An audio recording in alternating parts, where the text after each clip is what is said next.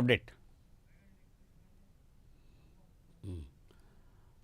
మరి మరి అలాగే కాపు రిజర్వేషన్ ఉద్యమం కోసం చేస్తున్న మాజీ మంత్రి కాపు సంక్షేమ శాఖ అధ్యక్షుడు చేగుంటి హరిరామజోగయ్యను కూడా వైసీపీ నాయకులు వదలలేదు. రాజకీయ కురువృద్ధుడు 90 సంవత్సరాల వయసున్న అంత వయసున్న ఆ పెద్ద మనిషిని కూడా వదలకుండా ఆయన్ని సైతం అరెస్ట్ చేసి అన్ని వైపులా తిప్పి జిల్లా అంతా తిప్పి చివరకు ఏలూరు ప్రభుత్వ ఆసుపత్రి దగ్గర వదిలేశారు. ఎందుకంటే సమాధానం చెప్పలేక. మరి ఇటువంటి ఎన్నో అక్రమైన కేసులు బనాయించారు గత ప్రభుత్వంలో. కాబట్టి దీనిపై మరింత అప్డేట్స్ ఇవ్వడానికి మా ప్రతినిధి రాంబాబు లైన్లో సిద్ధంగా ఉన్నారు. రాంబాబు. థ్యాంక్ యూ మూర్తి. 2019 నుంచి 2024 సంవత్సరాల మధ్య ఏదైతే వైసీపీ ప్రభుత్వం అధికారంలో ఉందో మొత్తం అంతా కూడా అక్రమ కేసులు పెట్టడానికి ఎక్కువ కాలం వెలబుచ్చిందని చెప్పవచ్చు. ఎక్కడ అభివృద్ధి సంక్షేమం లేకుండా అక్రమ కేసులు ఎవరైతే మాట్లాడతారో వాళ్ళని పూర్తిగా అణిచివేయాలనే ఉద్దేశంతోనే ఈ కేసులన్నీ పెట్టిన పరిస్థితి అయితే ఉంది.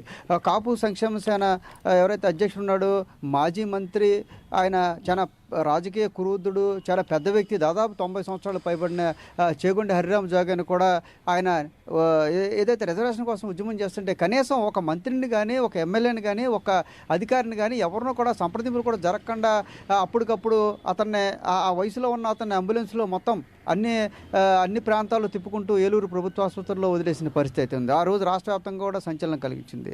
అలాగే అంత పెద్ద వయసు ఉన్న వ్యక్తితో కనీసం మాట్లాడే ప్రయత్నం కూడా వాళ్ళు చేయకుండా ఎంతవరకు ప్రభుత్వాన్ని అడిగితే ప్రభుత్వానికి వ్యతిరేకంగా ధర్నా చేయడం, రాస్తారోకో చేయడం, పరిచయం చేయడం కాదు, కనీసం అడిగితే హక్కులు సాధించుకోవడం కోసం అడిగినా సరే అటువంటి దారుణంగా వయసు కూడా చూడకుండా, వ్యక్తిత్వం కూడా చూడకుండా, వ్యక్తులు చూడకుండా నిర్బంధించిన పరిస్థితులు అయితే చోటు చేసుకున్నాయి. మరోవైపు ఏదైతే అదే పార్టీ చెందిన నరసాపురం ఎంపీగా ఉన్న రఘురామకృష్ణరాజు, త్రిపులార్ అంటారు రఘురామకృష్ణరాజు, అదే పార్టీలో ఉండి పార్టీలో అన్యాయం జరుగుతుంది, తప్పులు జరుగుతున్నాయి, దీన్ని సరిదిద్దండి అని చెప్పినందుకు రఘురామకృష్ణరాజుని ఏ రకంగా హింసించారో అందరికీ తెలిసిన విషయమే. ఒక పార్లమెంటు సభ్యుడు, తమ పార్టీకి చెందిన పార్లమెంటు సభ్యుడి మీదే థర్డ్ డిగ్రీ ఉపయోగించి రఘురామకృష్ణరాజుని ఎంత చిత్రవద గురి చేశారనేది రాష్ట్ర ప్రజలందరూ కూడా చూసిన విషయం అయితే ఉంది. రఘురామకృష్ణరాజు ఒకటే చెప్పారు, తాను ప్రభుత్వంలో ఉన్నాను కాబట్టి ప్రశ్నించడం, తప్పుల కోసం ప్రశ్నించడం తప్ప నేను ఏమీ రాజద్రోహం చేయలేదంటూ కూడా ఆయన ఆవేదన వ్యక్తం చేసిన పరిస్థితి అయితే ఉంది. ఆ రకంగా అటువంటి ఇబ్బందులకు గురి చేసిన పరిస్థితి. మరోవైపు చూసుకుంటే ప్రస్తుతం మంత్రిగా ఉన్న పాలకొల్లు ఎమ్మెల్యే నిమ్మల రామానాయుడు హ్యాట్రిక్ విజయం సాధించి దాదాపుగా 60,000 పైచిలుకుల మెజార్టీతో ఆయన ఘన విజయం సాధించాడు. రామానాయుడిని పాలకొల్లు ఓడించడం కష్టంగా అయిపోయింది. గత ప్రభుత్వంలో కేవలం పాలకొల్లు ఉండి నియోజకవర్గాలు మాత్రమే తెలుగుదేశం పార్టీ గెలిచింది. మొత్తం మిగతా అన్ని నియోజకవర్గాలు కూడా వైసీపీ కైసం చేసుకుంది. కాబట్టి రామానాయుడు ఓడించాలని 4 ఇన్ఛార్జీలను మార్చారు, ఆయన అవ్వలేదు. అందువల్ల ఇతన్ని ఏదో రకంగా ఓడించి ప్రజల్లో నిరంతరం తిరుగుతున్నాడు, కష్టజీవిగా ఉన్నాడు. ఇతన్ని ఏదో రకంగా ఓడించడం, అవసరమైతే మంత్రి పదవి ఇచ్చే ఆఫర్ అయితే చేశారు, అయినప్పటికీ కూడా రామానాయుడు వెళ్ళలేదు. దీంతో ఇతన్ని ఏ రకంగా అణిచివేయాలి, కేసుల ద్వారా అణిచివేయాలంటూ కూడా రామానాయుడు మీద దాదాపు 20 కేసులు పెట్టారు. ఆ టిడ్కో గృహాల ఇళ్ల కోసం అతను పోరాటాలు చేశాడు. అన్ని పోరాటాలు చేస్తున్న అతన్ని ఇంట్లో గృహ నిర్బంధం చేసి, అదే కనీసం అంబేద్కర్ విగ్రహానికి దండ కూడా వేయనీయకుండా పోలీసులు దాదాపు 500-600 మంది పోలీసులు ఇంటి చుట్టూ మోహరించి రామానాయుడిని ఎత్తుకెళ్ళిపోయి స్టేషన్ తిప్పుతూ మొత్తం జిల్లాలో అన్ని స్టేషన్లు కూడా తిప్పిన పరిస్థితి అయితే చోటు చేసుకుంది. వీళ్ళంతా కూడా మరో పక్క చూసుకుంటే చింతనేని ప్రభాకర్, దెందులూరు ఎమ్మెల్యేగా ఉన్న చింతమనేని ప్రభాకర్ మీద దాదాపుగా 48 కేసులు పెట్టారు. వైసీపీ ప్రభుత్వం అధికారంలోకి వచ్చిన తర్వాత ఎక్కువ రెండో కేసులు పెట్టించుకున్న వ్యక్తి చింతమనేని ప్రభాకర్. 48 కేసులు పెట్టి కేసు మీద కేసు పెట్టి మళ్ళీ పెట్టి అన్నట్టుగా ప్రభాకర్ మీద కేసులు పెడుతూనే ఉన్నారు. ప్రభాకర్ జైలు కూడా పంపించారు. బెయిల్ తీసుకుని బయటకు వద్దారనుకున్న లోపు బెయిల్ కాగితాలు రెడీ అయ్యేలోపు ఇంకో కేసు పెడతాం, మరి ఆ శిక్ష అవుతుంది, మళ్ళీ దానికోసం బెయిల్ తీసుకుని బయటకు వచ్చేలోపు మరో కేసు, అలాగా 48 కేసులు పెట్టి కేసు మీద కేసు పెట్టి జైల్లో పెట్టి ఎట్టి పరిస్థితుల్లో ఇతను బయటికి రాకూడదు, ఖచ్చితంగా పోటీ చేసే దెందులూరులో తెలుగుదేశం పార్టీ పోటీ చేసే వ్యక్తులే ఉండకూడదు, అలా ఇన్నిసార్లు కేసులు పెడతాం వల్ల ఎవరో కూడా ముందుకు రారు, పార్టీ నిర్వీర్యం చేయాలనే ఉద్దేశంతో చేశారు. అలాగే చూసుకుంటే తాడేపల్లిగూడెంలో బొలిశెట్టి శ్రీనివాస్ జనసేన పార్టీ నుంచి అక్కడ డిప్యూటీ సీఎం కొట్టి సత్యనారాయణతో ఆయన పోరాటాలు చేశారు.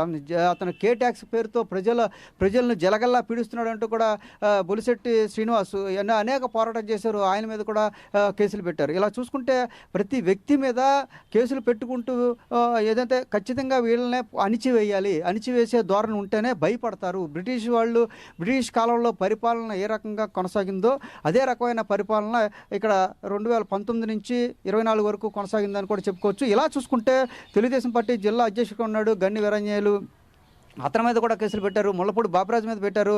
అదే రకంగా తెలుగుదేశం పార్టీ నాయకుల మీద, జనసేన పార్టీ నాయకుల మీద, అదే రకంగా కొంతమంది బీజేపీ నాయకుల మీద పెట్టారు. ఇక కమ్యూనిస్ట్ పార్టీ నాయకుల మీద కూడా పెడుతూ ఉన్నారు. ఇంకో రకంగా చెప్పాలంటే జగన్మోహన్ రెడ్డి జిల్లాకు వస్తున్నాడంటే చాలు ప్రతిపక్ష నాయకులు అందరినీ కూడా ముందు రోజు రాత్రి వెళ్ళిపోయి పోలీసులు అవసరం చేయటం, ఒక పోలీసు వాళ్ళ ఇంటి దగ్గరే కాపలా గాయటం, ఎక్కడికి వెళ్ళలేకుండా నిర్బంధించడం జరుగుతున్న పరిస్థితి అవుతుంది.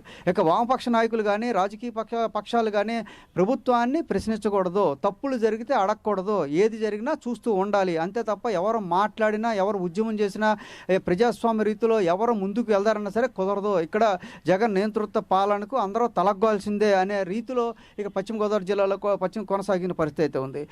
అదే నేపథ్యంలో రాజకీయ నాయకులు అందరి మీద కూడా కేసులు పెడుతూ పార్టీలకు అతీతంగా వామపక్షాల నాయకులను అరెస్టులు చేశారు. అదే రకంగా ఇక ఉద్యోగ సంఘ నాయకులు కూడా విజయవాడ వెళ్తారంటే రోడ్డు మీద రాకుండా కూడా ఎక్కడికక్కడ నిర్బంధం చేస్తూ ఒక రాక్షస పరిపాలన చేశారని కూడా తెలుస్తుంది. మొత్తం మీద ఈ పరిపాలన ఫలితమే ఎక్కడికక్కడ ప్రజలు ఒక్కబట్టి అత్యధిక మెజార్టీతో గెలిపించడానికి కారణమైందని కూడా చెప్పుకోవచ్చు. Murthy, thank you Rambabu, thanks for update.